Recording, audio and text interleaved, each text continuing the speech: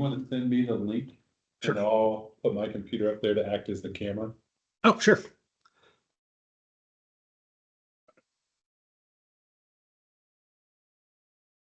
Mr. Woodward, how are you? For the second time today. Doing okay. I'm here, so that's a good day. That's right. Okay, I just forwarded it to you. The development out here, we're moving right along. Up here or just in general? No, right over here. Oh, the city center? Yeah, I don't know where they're at with that. Brad and Dan run that program and I kind of intentionally keep myself out of the loop. Cause I don't ever want to say the wrong thing yeah. and not be, you know, in the right place. So I just kind of, Well, what has come out publicly seems to be pretty positive at this point. yeah, they got, I think they've got a new master developer. And I think they're kind of trucking right along. It seems like they've gotten Yeah. further than the other guys ever really did. Yeah, So I'm anxious to see what happens and see what comes out of it. yeah.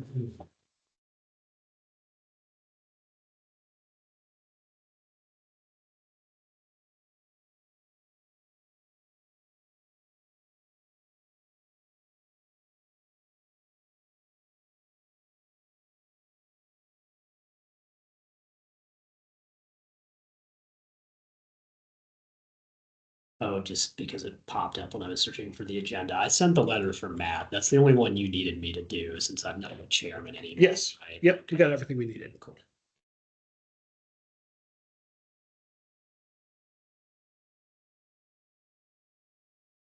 My computer won't kick forever. I got a new laptop this week. Oh yeah, it's supposed to be setting up mine tomorrow. Oh, Must have come up the elevator.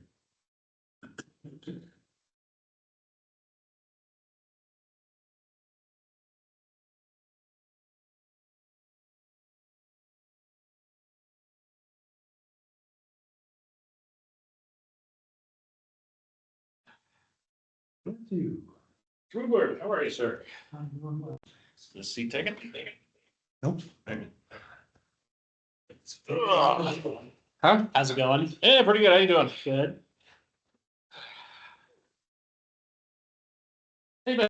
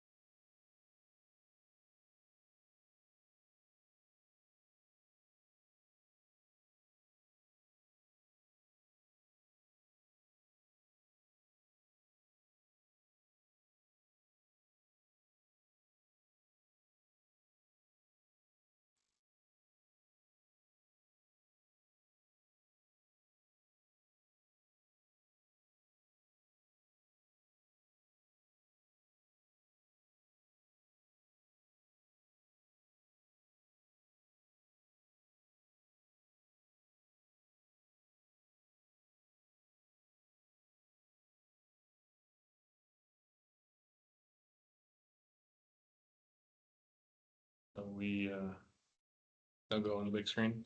No. More technical difficulties. Okay, I'll try again. Can everybody online hear us okay? Yep, I can hear you now. There we go. I can hear Perfect. you. Okay, perfect. Okay. All right, we're good to go now. All right. We're ready to start. We will call the meeting to order at 6:33 PM. If I could hand it over to you for a, roll Roll call. call, absolutely. So Chair, Matt Crabtree, Present. Vice Chair Cash Parker, Here. Jim Woodward, Present. Melinda Ellswick, Here, Alex Dukeman, Here. Ken Chu. Present. And from staff is Eric Sampson and Brian Isom from Community Development. All right, very good. Thank you so much. Moving on to the next agenda item, approval of minutes, draft minutes from April 16th. Is there a motion to approve? That was present. Melinda, would you like to motion? yes, I'll move to approve. Okay, is there a second? I'll second. There we go. Okay. Is there any discussion or changes, amendments? Good as written? Oh, hearing any discussion? All in favor of approving the minutes as written? Aye. Aye. Aye. You can mark me as an abstain. I wasn't here. Okay. Okay. And those opposed? Hearing any, moving on to public forum, does not appear that. Is there anybody online? There is not. There's nobody online, does not appear to be anybody here for public forum, so we'll move on to agenda item 4A, which is CLG status request. Okay, yeah, CLG update. So today is actually the end of the 30-day appeal period for the ordinance that was passed by council. I have not heard anything of anybody kind of having their feathers ruffled about this at all. So all skies look clear at the moment. So the next step is to submit our CLG status request application to the state. I have a couple items that I wanted to talk with the commissioners about before I submit that. But then we're looking to have that submitted early next week. And then we're probably looking at 2 months, just depending on how fast things move through the state. So what I wanted from you guys is I would like to include in the application, I know kind of Lauren Cooper had been the only one that was actively working in preservation. But I know you all have some sort of background interest in preservation or have had some association with preservation efforts in the past. And so my idea was to just kind of get your feedback on that. And then I can include those as kind of attributable experience for the CLG application. So if there's anybody who wants to jump right in and let me know or throw out some ideas, we can go from there. Okay, so basically just comment on what background or what experience or what interest that each member has and to help you fill out the application. Yeah, yep. Very good. All right, well, I'm president of Historic Inglewood, but not for the last 12-ish years, about 12 years. Perfect.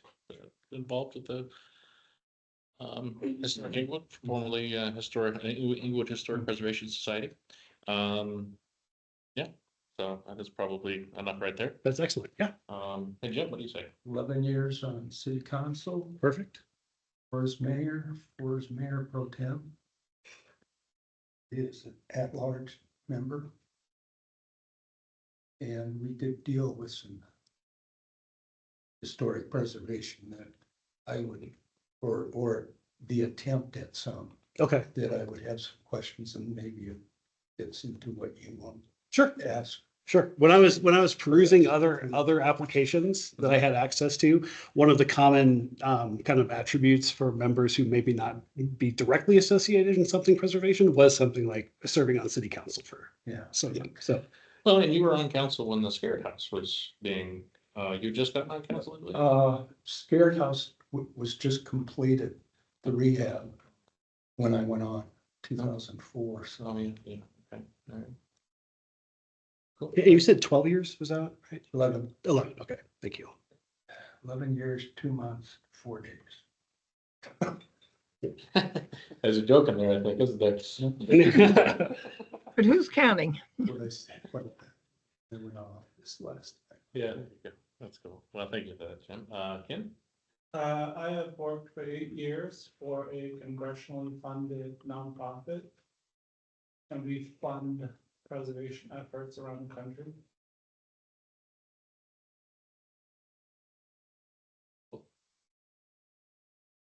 Thank you, Ken. Cash? 7+ years serving on this commission, including 2 terms as chairman. And professionally, I think my background as an attorney, but particularly one who does a lot of work in the real estate realm, is relevant to the efforts of this commission. Cool. Melinda? I'm a Colorado historian, specializing in the territorial period. I've completed 1 book on that period. And I'm or have been a regular volunteer for Habitat for Humanity, because housing is another of my issues. All right. Very good. Alexandra? So my background's in structural engineering, and I work with a lot of architects, engineers, and developers and contractors to both build new construction, but also repurpose older historic structures. Very cool. Excellent.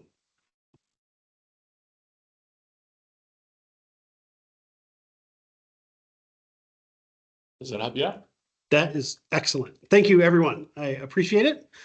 And then, so the next item for the CLG status request application is they would like to see kind of around 5 goals, basically based around preservation, that we're going to kind of want to shoot for in the next upcoming years. These don't have to be super specific. One could be you would like to do a survey of historic properties in downtown Inglewood. Just kind of throw out an example like that. That sounds like a good one. Yeah. I will. All right. Good idea. Wonderful list. Do you need them now? You need them this meeting? Do we have any time to kind of think about it, or is this something you probably need sooner than later? Sooner rather than later, Okay, so we because can I talk would about like to it. turn around. We can workshop. it. Yeah, Cool. so I figured we could just have a little discussion about it. Perfect. Great. I mean, these can change, but it's just kind of like showing SHPO that, we do have some preservation thoughts in mind, that kind of where we would like to go. So, all right, I'm noting down the survey of the historic buildings downtown from Main Street. Can one of our goals be a communications campaign? Absolutely. So, especially this year, certainly, doing all the outreach at the community events, and then some sort of marketing campaign through print, like either the paper or the newsletter we put out. I think that would be really good to get citizens involved, because there's houses in this city that the owners know some of the history, and the history is pretty interesting. And, equally to kind of market the, historic preservation, the Yeah. designation.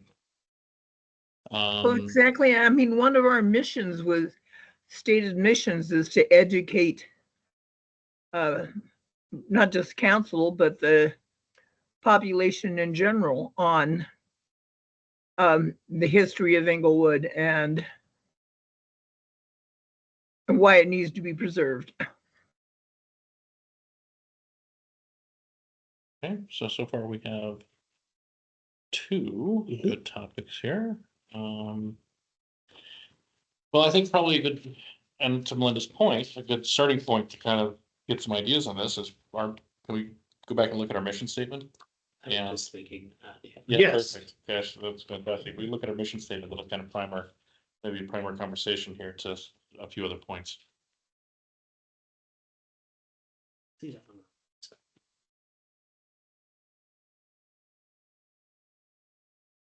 Well, he's looking that up. Another thought I had was the identification. I know we did the opinion survey, but maybe some sort of a more concrete identification of eligible properties. We've talked about that. I think that would be a good idea. So maybe a more granular approach to the existing study that we've had done, identifying specific properties that we would want to reach out to. Does that sound?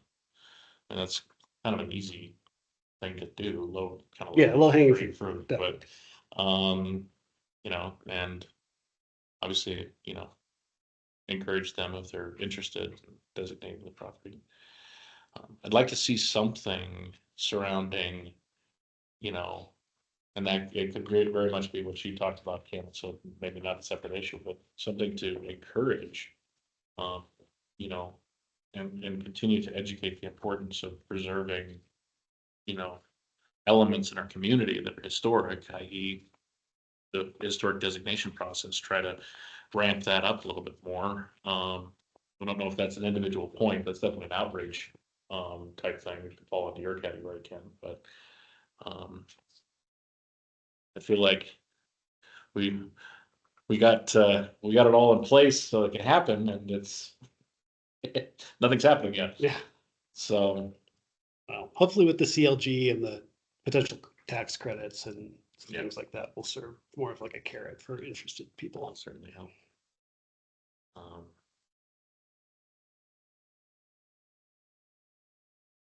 Dash, what do you And I can't quite lay hands on the mission see if I can statement. find it? Let me look, see if I've got it. What was that, Melinda? Let me look and see if I've got it, the mission statement. I wonder if there's something around maybe partnership building with, the businesses in Inglewood. Like maybe the Inglewood Chamber of Commerce, like some sort of education campaign with them, where we maybe attend one of their meetings and kind of present what we do, to see if there's some opportunity for partnership. I mean, I go to Breakfast on Broadway all the time, and they have those fantastic photos all Yeah. around. I mean, there's gotta be something there that we can leverage, right? Yeah, even Penny's has some photos. Oh, really? Oh, yeah, some big, Of Inglewood? yeah, Oh, I'm shocked. I was too. Yeah. Where'd you get a lot of that? They did a good job with the Denny's when they modeled that. Wow. Okay, so I think I found it. Cool. Mission statement. You can see if this is, when was this from? This was from 2017. The purpose of the Historic Preservation Commission shall be to serve as an advisory body to City Council on matters related to preserving historic character of the city, in addition to any other duties as may be delegated to it by the City Council. The commission shall review and make I'm sorry, hold on, sorry, distraction there. Shall review and make decisions on any application for all, alterations and designation of historic landmark. Review, make decisions on any application for moving or demolishing a historic building or landmark. Review new structures, alterations, relocations, and designated historic areas, and review alteration, demolition, or relocation requests for buildings that are at least 50 years old or older or other historic significance. So that's pretty much very focused. Yes, that's what you guys do. Okay. Well, and some of them, like, I found some, sorry to interrupt you, Matt. Go ahead. I found some other similar documents from a while ago, but this is a good thing. It's a positive. Like, a lot of the goals are things we've accomplished, like passing an ordinance for landmark protection and Correct. so forth. So some of those have been checked off the list, fortunately. Do you have anything else on that list that, No, not that we haven't already discussed. well, chamber one is a fantastic idea because the chamber has a lot of interest that's coming at them for redevelopment. So if we could not necessarily compound or go against that necessarily, but just kind of approach it from a collaborative scenario where we work, say here are the benefits of preserving. One of the things that I don't think we necessarily have the purview of this organization, but working with, the not just the preservation, but the restoration, not physically, but encouraging the benefits of. We do that, but one thing I've always wanted to see is the restoration of a lot of the older buildings on Broadway. I don't know how we accomplish that. That's the problem. We're not gonna be picking up hammers ourselves and going down there and doing it, but, encouraging the continued restoration, I suppose. Does Downtown Development Authority, have they shown any interest in historical preservation or Yes. design? I think so. Okay. I mean, it's generated mostly by the business owners and property owners that want to see.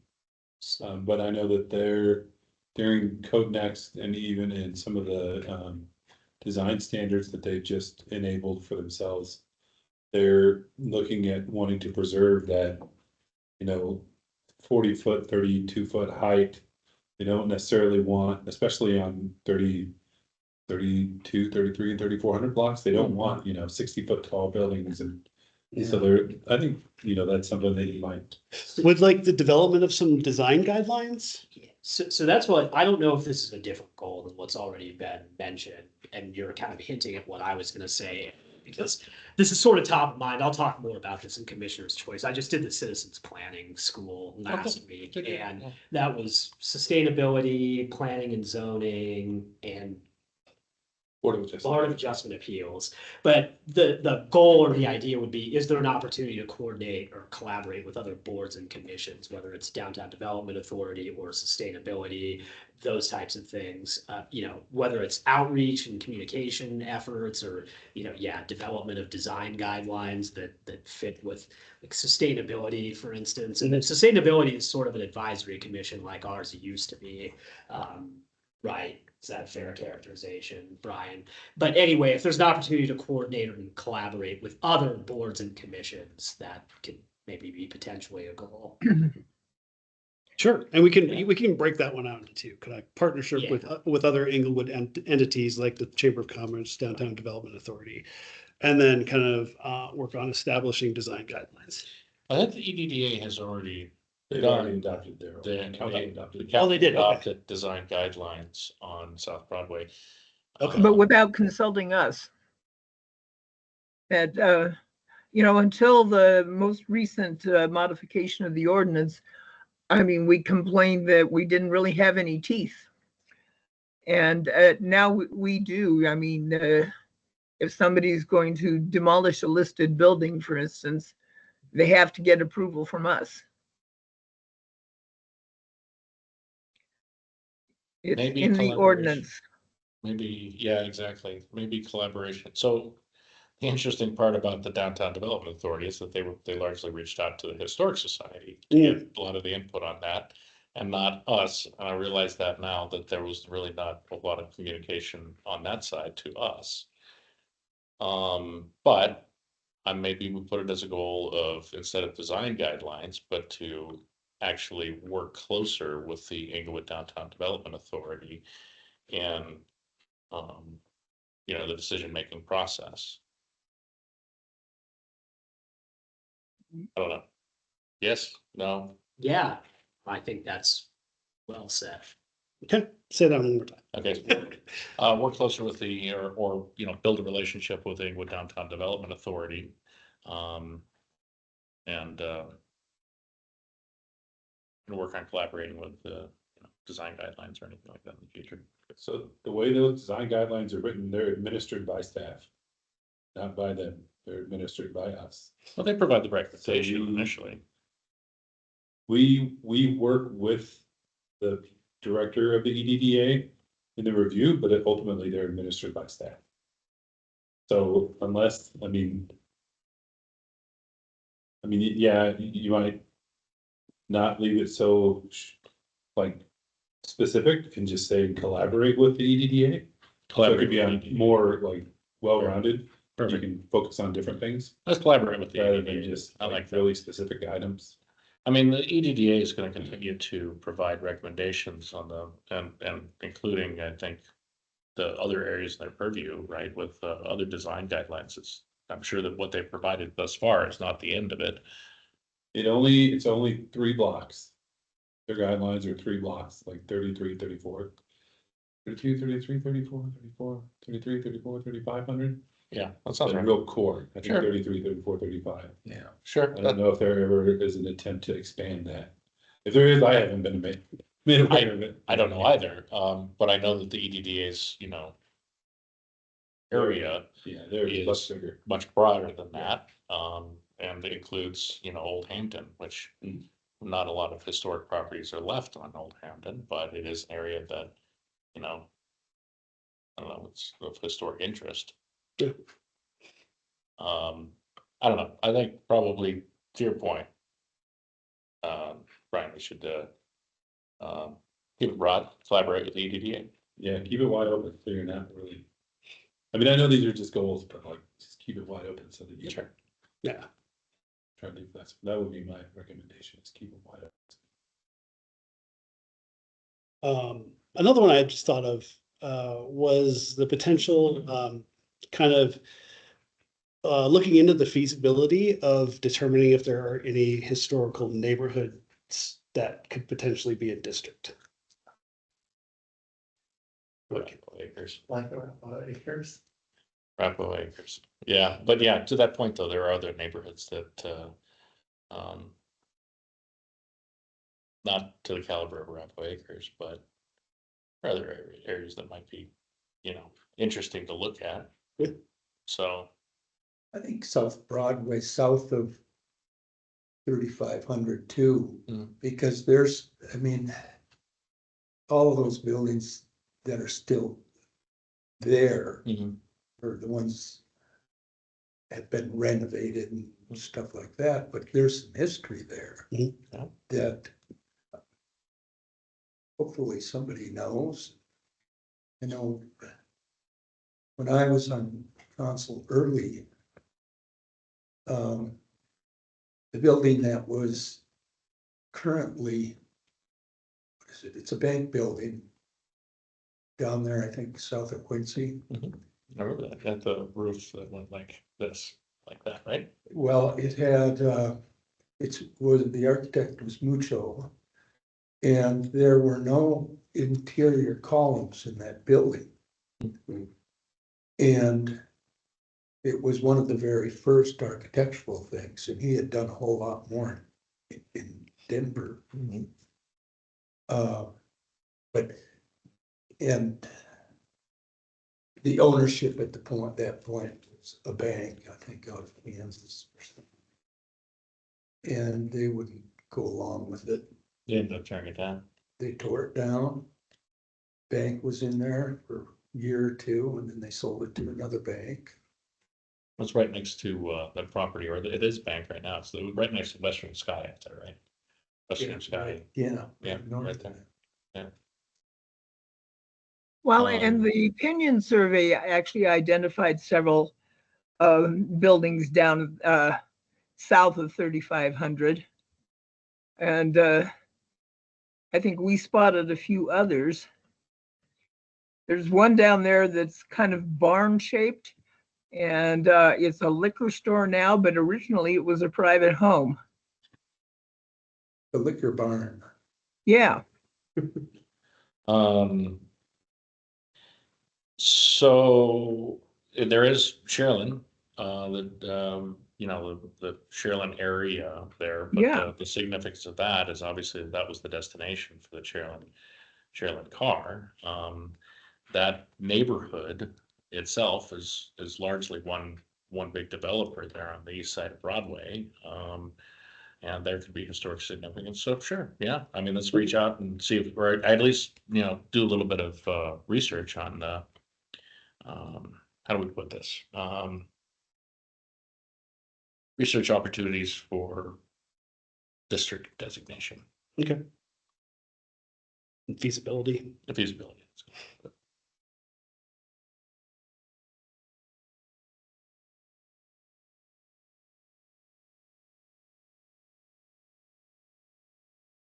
Cool. We got 6 there. Is that? That is great. I think that's a nice number, and I think that gives us stuff to work with. For the record, do you want to read it back and just see where we landed? Yes, and see if we want any clarification. So I've got survey of downtown historic buildings. And I also included in that to determine feasibility of a potential historic district there in downtown. So community engagement and marketing campaign to educate the public on historic preservation. Kind of importance and efforts of. Additional surveys to determine eligible properties. That was 3. 4, partner with other Inglewood entities such as the Chamber of Commerce and the Downtown Development Authority.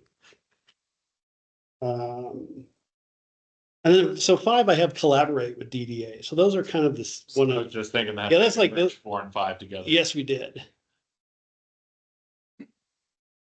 But that still gives us 5. And then there are research opportunities for potential historic neighborhood districts.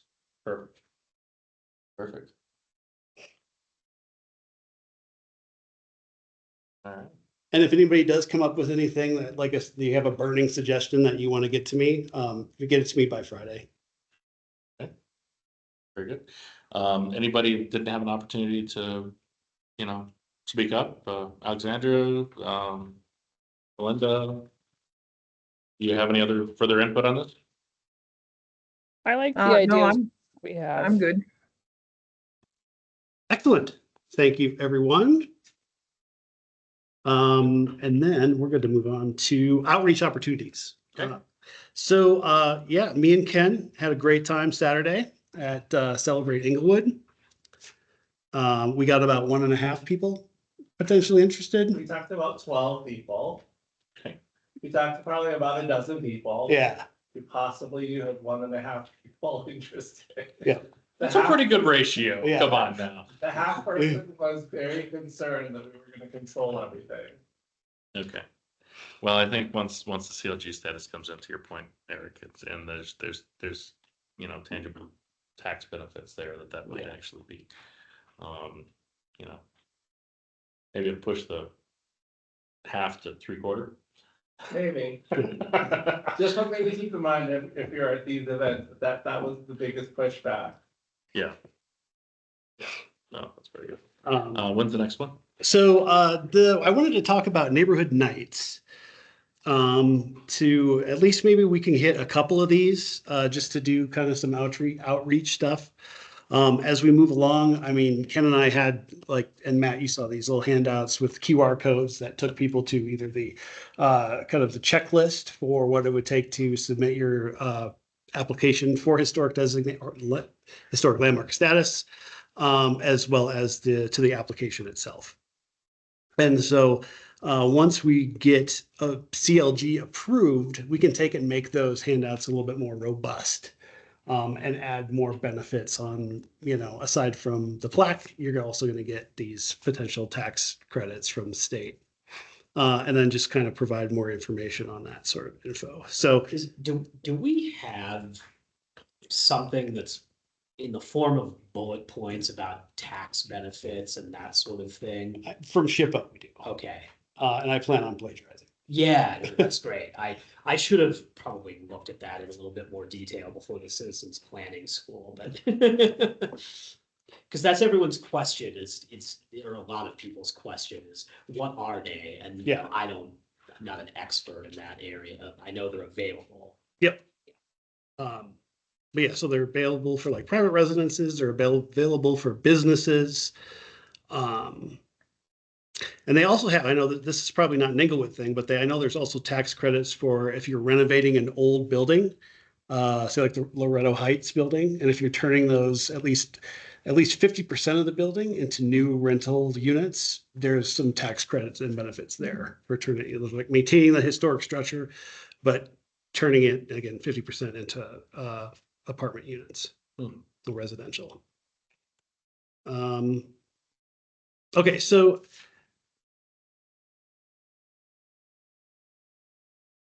let's see, June 4th. I know I will not be around that night because I'm going to be at Red Rocks at a concert. So there's Romans Park on June 11th. There's the Northwest Greenbelt June 25th.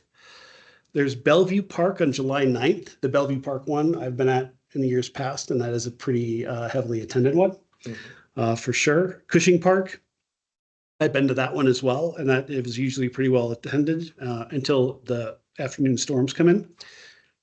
And then your tents get blown all over the place, which we can. Almost. Centennial Park, July 30th, Bates Logan, August 6th, and Duncan Park, August 20th. And then the one I also want to make sure that we have a presence at for sure is the Inglewood Block Party on Saturday, August 23rd from between 4 and 10. So I know the one in August is a little early, but is there any interest in any of these that are taking place mid-June through mid-July? I think Cushing Park is probably a good one for residences and stuff because of certainly a lot of history right What in night there. is that? That is July 16th. I was thinking, where are your biggest target audiences? Yeah, Cushing, You know, that those would be your Cushing's a good area. big ones. Good part's a good area. you get that, tell us. What time is that one? Neighborhood nights go from 4 to 8 p.m. So we have a historic preservation commission meeting that.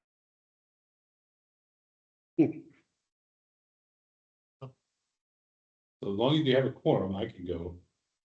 And one commissioner can go with me, Okay. as long as you have a quorum of people here. Yeah, that's a good plan. I'm happy to go to a couple of these as long as that I'm not out of town too. I've looked at them. All the events, everyone I've ever been to has been very well attended. Our group always took dog treats because there's more people that have dogs than anything else. To try to bring more people to our table to talk to us. I've always had great attendance at every one of those. And there's always food trucks and live local music, so. People come out of their houses, it's great. And what I also found is we took code next to one of them, and no matter how divisive the issues were, everybody was so nice to each other and just talked, and it's great. I've never been in a community like that, so that was always great to see, so. Go to them, as many of them as you can. Let's see, so, And I have a couple extra copies if anybody wants it. Yeah. all right, so we've got, Jason Park could be interesting. That could be a good area on June 4th. Because there are some older homes near there. Romans Park is near, that's pretty much District 2, and that's a lot of Arapahoe Acres folks would probably be going to Romans. So that'd be a good one, right? Which one night is that? June 11th. We can probably talk to Will about it. Okay. Northwest Greenbelt, what do you think of that? I don't know, was there much of a turnout up there? That's on the hill, right? Yeah. Where is it? Around Baker Park? North, Or no? Not West. Baker Park, is it? up Dartmouth, and then north. We did, Oh, over by, is that Ruby Hill? No, this is over up Zuni. Not the Further south. Northwest Greenbelt, so that's not Baker Park, is it? we did Baker Park a few years ago, That was well and attended. that was very well attended. Yeah, Where's Baker Park? Baker Park is up at Federal Zuni area up there. Very tight community, very close knit community up there. Yeah, and the playground and stuff has been yeah. updated there too, so. Yeah, but I don't see that on the list. Sixteen. Okay. Bellevue Park, largely those homes are 1960s and later. Okay. So not not ripe for historic preservation. Is that what you're saying? I don't know. What do you think? What do you guys? I mean, I think the older minimum, 50 years. minimum qualification was 50 years. 50 right? years, yeah. So almost Oh, yeah. every home in England. Pretty much every home in Englewood that At this point. hasn't been scraped and built into a duplex. 75 and before. Yeah, so, I mean, I would assume that the interest of designation of that area is gonna be a little bit different. But it's still eligible. I don't know. I'm just spitballing here. I have no idea. We're talking about highest impact event, aside from Cushing, what's the other one? Jason on June 4th. Can somebody do that one? I'm gonna be out of town. I cannot do June 4th.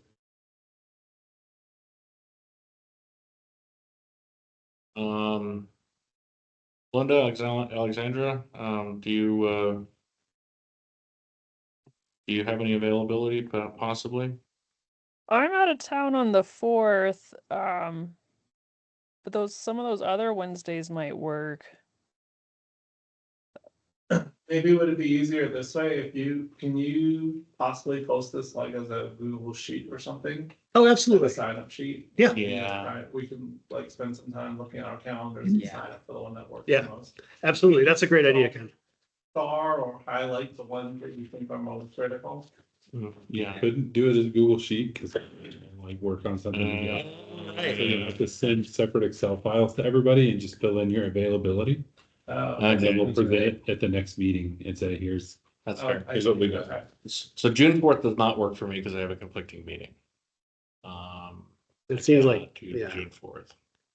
As much as I would like to, Jason would be a good one.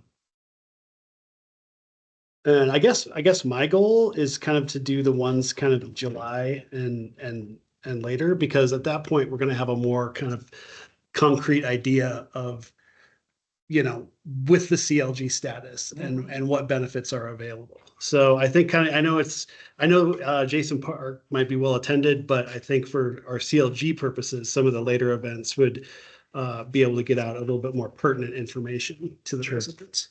To that point, and while Bellevue Park, that area is largely, 1960s or later homes, it's still, if homes qualified, people are interested in the tax rebates, that would be or tax credits, tax benefits, I'll say tax benefits.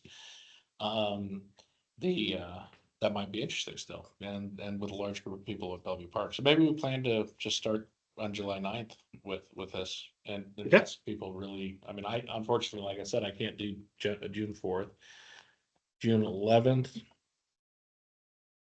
I would be around July 9th. I'll be just back in town. So you're gonna be out of town. Uh, Part of June. Just the first week in July. Okay. Romans might be interesting. I could probably make that one. Okay. I think that night's, and how long does it typically go?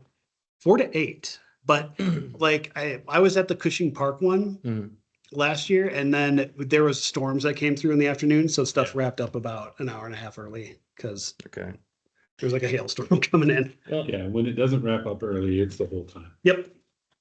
4 PM to 8 PM. I think I do June 11th.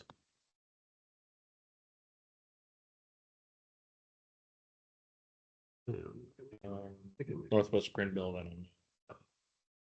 It's actually, for some reason, that is not ringing a bell as to where the Northwest Greenbelt is. Yeah, Brian? It's kind of the border between the industrial area Yeah, up there and the residential. I'm trying to remember Yeah, okay. Oh, which street it's on. Yeah, I think that's, it's Vassar. We've got Board of Adjustment on the 11th. Yeah. June? Probably not do that one, I think. June. That's, maybe not. I don't know it, well, There's a lot of older homes up there. But I yeah, don't there know. are some older things up there. Yeah, Inglewood, Inglewood's one of the only places I know where up on the hill. Yeah. Are the cheaper homes. Well, sure. And actually, but there's some massive lots up there. Those people are Mhm. huge, like 250 feet, foot deep lots. Yeah, Just incredible. one block to the next. Yeah, exactly. Block to block. Yeah. So Romans on the 11th might not work so well for staff, but if there are a couple HPC members who would like to go and have a presence, let me know. I can give you the materials.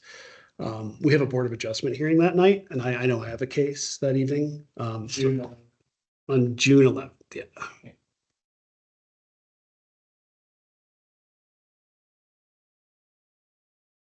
Well, I want to have my phone in front of me. Sure. It's sitting in my charger right now. Yeah, no problem. Alright. I will, tomorrow I'll kick out an Excel spreadsheet to everyone with the dates and times. okay, And then, yeah, if you just kind of want to take a look at that, check out your calendars and respond to when you're available. And we can go from there. perfect, and highlight the one that you can cover. interesting. Like, you think that would have the most, Well, yeah, the ones that you think are most important for us to try to hit. okay. Yeah, we can certainly do that. Very Well, good. y'all can even add notes in your Excel spreadsheets if you think these are like key areas like near Arapahoe Acres or. Yeah. You know, Mhm. areas that, feel like might be district eligible. Or even if they just have a lot of homes that are eligible. Yeah.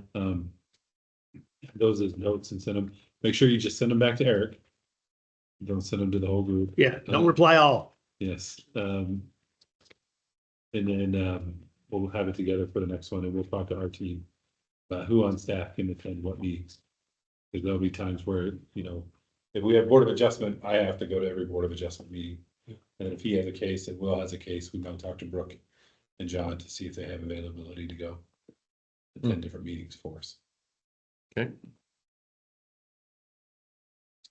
Yeah, that sounds good. And we cannot have more than two of us at any meeting, that's correct. That's correct. Any more than two becomes a Or quorum meeting. or, Yeah. yeah. It's a meeting. Okay. Well, we'll be looking for that spreadsheet and email. Yep. Appreciate it. Thank you. We'll get that out tomorrow for you guys. The other thing you might think of is when you go to these meetings, think about the questions you're being asked, like. Why people would be so pensive and not lean towards this. And think about creating some talking points to. Talk them off those ledges of, where you have this half person. That, I don't necessarily want to do that. Make sure you kind of get some talking points for people that. Can kind of get them over the edge and try to kind of lean in towards historic preservation.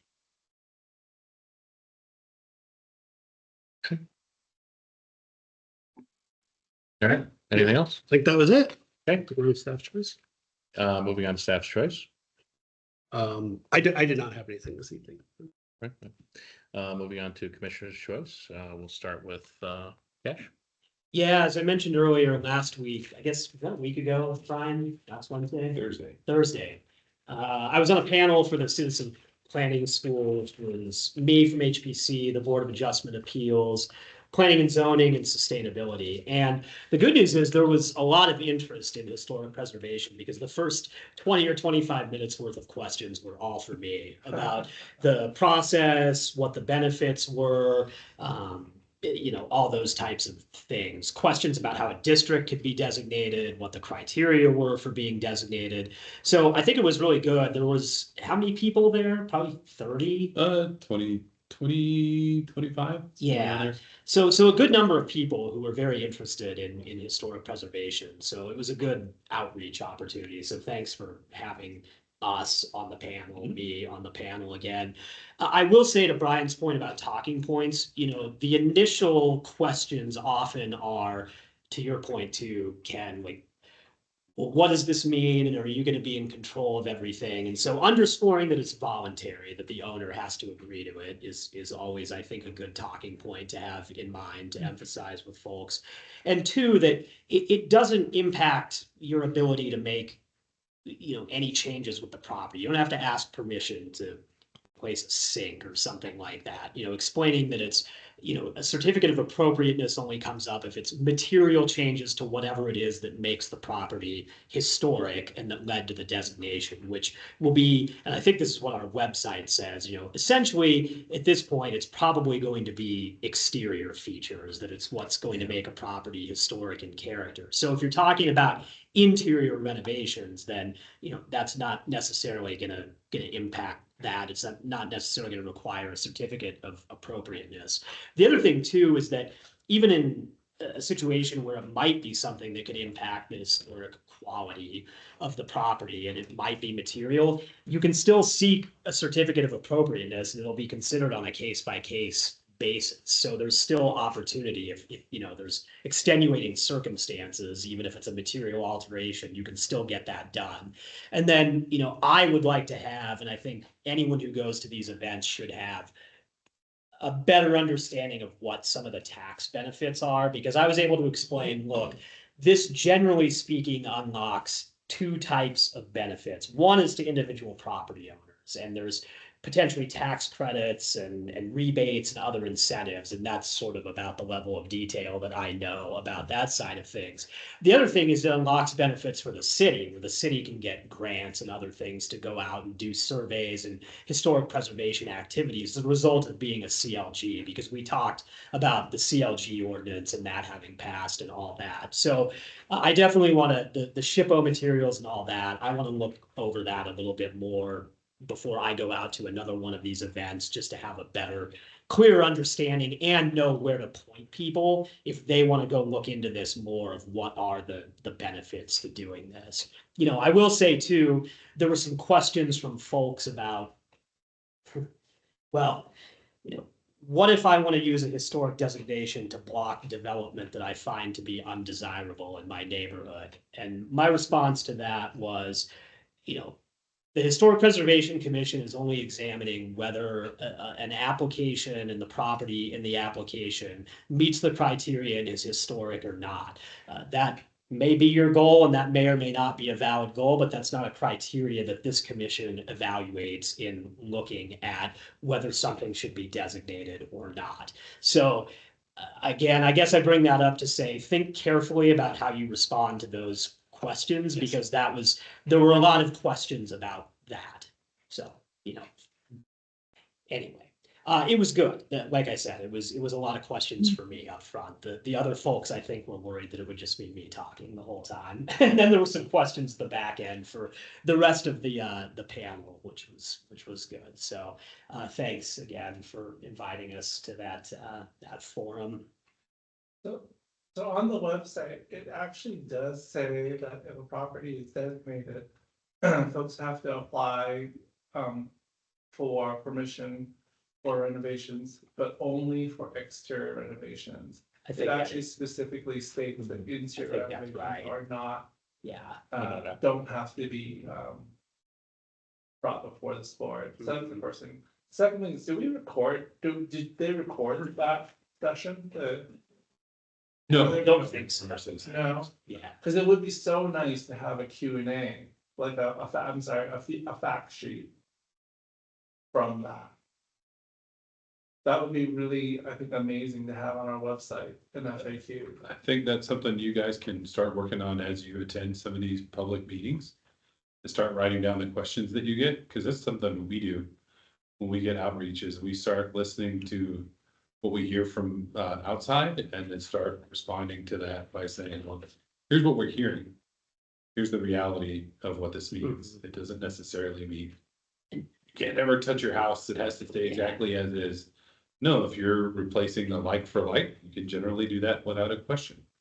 But Cash, do you starts have having like those changes. your top 4 or 5 from that you could just write up? Yeah, I mean, certainly. I didn't really write anything down going in, but I'm happy to think about that and do that. I mean, I will say I'm looking at the website right now. There is a series of 1, 2, 3, 4, 5, 6, 7, 8 questions and answers on the website and the landmark designation process that covers some of this, but not in great detail. But yes, that is on the website, that there are 8 questions and answers posted if you click the landmark designation process. But yeah, I'm happy to do that and write that down.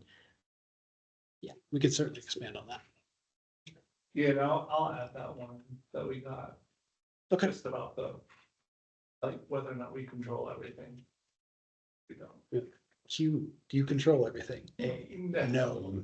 And to the point about districts, there were several questions about districts. What's the threshold? And I discussed a little bit of the history of that discussion between that dialogue between us and council and how council settled on the number, the percentage threshold they settled on, and what does that mean if it's a district, and what does that mean as far as alterations of properties within a district. And, my answer was, well, it means the same thing as an individual property. Whatever made the properties in that, if a district was designated, whatever made those properties within that district historic in character, that's what you can't alter, but that's going to be exterior features. And so I use the hypothetical, and trust me, this is purely hypothetical example of Arapahoe Acres, in that if hypothetically that district was designated, what makes those homes historic in character is the mid-century modern architecture, which is comprised of the exterior features. And so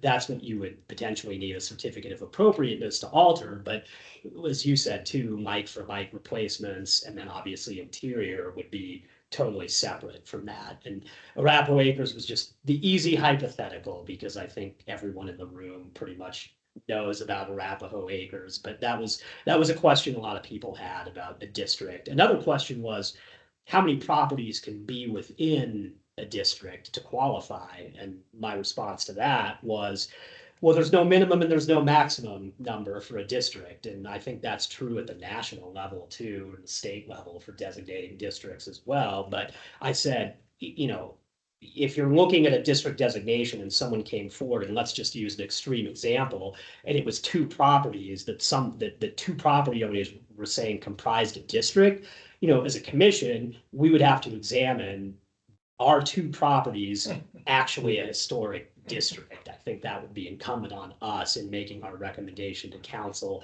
whether that would legitimately be a district. Now, it could be, it might be, but also maybe not. So that was an interesting question, I thought. But the ordinance has no requirement for a minimum or maximum number of properties to be within a district. But that's something else to keep in mind, because people seemed keen on how many does it take to be a district. And you can probably imagine with some people's goals in designating why they're interested in how many properties can be a district. So. Very good. Yeah. Well, thank you, Cash. I'm glad you were there. You represent our organization very well. Appreciate that. Thanks. Yes, my pleasure. It's the second time I've done that, and that's always a fun event. So that's has anyone in here done the citizen planning school, like been in it? I haven't either. Only the second year that we've had the panel. Okay. So you've been chair the Okay. last two times. So Gotcha.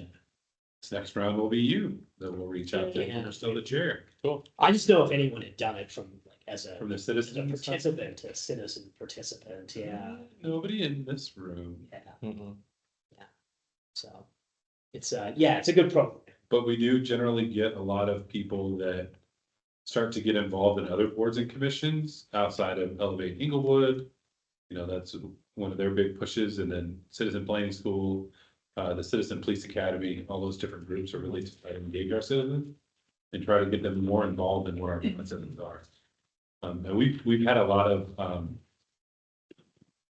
success in getting there. So we see our graduates go on to register to be parts of the different boards and commissions. Yeah. And we see them at other events citywide. So Yeah, I would imagine a high number of the folks who went through the citizens planning school would apply to be on a board of the commission in the not too distant future. Is that a fair assumption? yeah, we get to see the graduates go on to other boards and commissions or just get involved in other ways.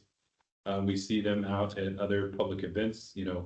I'm an Inglewood ambassador as well. So the city has an ambassador program where we go out to different public events, public kind of projects where I think last year my group planted some trees at the park up here. So we do different events, different outreach, and we talk to citizens about what's going on in the city and answer questions. So there's a lot of public outreach. I don't know if everybody always knows how much we're trying to get on the public. We are trying to get people to get more involved in what goes on in our city. Because as I always tell people, the unfortunate part of it is we talk about everything and we send emails, we send letters, we send postcards, and still even after all of Code Next, there were people that came back and said, wait, when did all this change? Like you had to actively ignore us to know. No, that was a good. Mailers to your house on more than one It was occasion. a good point you made at that presentation, Brian. I just like that as well. Oh, the other thing too, I will write these down again, because these keep coming to me. You know, another point I made too, when people were asking about, you know, what level of authority does this commission exercise? I said, look, all we do is make recommendations ultimately to city council. So the elected officials, people who voters have put in office, make the ultimate decision about whether something should be designated or not. We are making a recommendation. And so I think that was hopefully reassuring to people as well, because a lot of people just don't know what the process is, what the extent of our authority is. And it's true of pretty much every board and commission that ultimately these are recommendations. So the authority lies with the elected folks on council to make the final decisions. Once something is designated, do you all have the approval authority of the certificate of appropriateness? So that's approved here, but Yep. the designation status. That accurate, yeah. Or removal of a designation on the flip side, same thing, the recommendation of us to council to do that. Very good. Anything else, Cash? No, that's it, thank you. Okay, very good. We'll go online here. Alexandra? Nothing from me. Okay. Melinda? A couple of thoughts. One on the gathering, I forget which park, but that's near Arapahoe Acres. One of our former commissioners I know lives in Arapahoe Acres and is quite likely to be there. And it would not violate quorum since she's no longer on the commission. If we ran into her there, why don't we make sure she gets a handful of handouts? Because I'm sure she's ready to advocate for preservation still. That's a very good idea. My second thought is our handout right now is kind of a bullet list, right? Just a black and white piece of paper. No, I never sent out what communications had pulled together for us for Celebrate Inglewood, but I'll send that out to everybody. So no, the communications did a nice job. There's some photographs on there. It's color, it's blue, white, there's bullet points, and there's also QR codes. Ah, good. Okay, because I had a thought, do we have a picture of our plaque? Even if we haven't awarded any? Not the plaque, but the HPC logo is on the handouts. Well, that's one thing, but I was thinking a picture of the plaque might get people's attention too. Well, you had the plaque at the event. Yeah. Last event. Yep, we had the plaque on display at Celebrate Inglewood. Oh, okay. What is the plat and what is on that? Oh, It's in my car still. I still got my HPC box in my trunk. okay. But yeah, it's basically a black plaque, kind of with gold. What do you call that? What do you call the raised stuff? Oh, it's bronze. Bronze. Okay. It's basically the HPC logo on a bronze plaque. Yeah, Okay. I don't know if you've seen it. I guess you haven't seen The it. logo is the old aviation building. Yeah, Yep. Alexander Industries, the old City Hall, Alexander Yeah. Industries building that used to be on Broadway. I don't know if Very I have any cool. pictures. There he goes. Yeah, this is the prototype that I made. Oh, So- yeah, that's great. So, Cool. the one that he has is professionally made. Mine Yeah. is not professionally made. Yep, that was done by Harmonic Media. Yeah, Oh, local. up on the hill. Yeah, local company. But yeah, I plan on whoever is going to be at those events, whoever decides to go, I will have a nice little HPC box for you, which will have the plaque and some handouts and some other fun stuff. And all we need to know is how many people will attend. We work through Madeline, Inclus, and communications. So before every neighborhood nights, she'll just reach out to us and say, is anybody attending? And let them know we need a canopy, a table, and however many people, and they'll give us enough chairs. Parks goes and sets everything up. They tear everything down. Yep.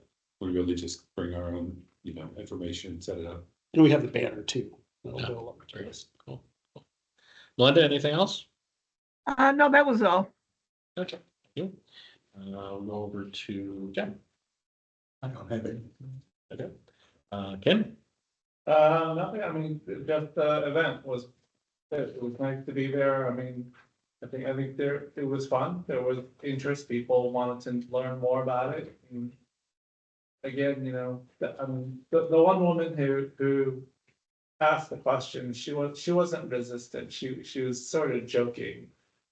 So her actual question, or not, her statement was, that if I apply and I get approved, then that means I can't make any changes to my house unless you guys approve all of them, right? And I said, actually, that's not true. I said, that does apply to the exterior. You do have to apply. And we review it just to make sure that it's consistent. And if it is, then we'll probably approve it. And I said, but the interior renovations aren't covered by that. So, there were no restrictions on that end. And that did seem to ease her mind a little bit, right? She was a little less kind of cheeky about the whole thing. Yeah.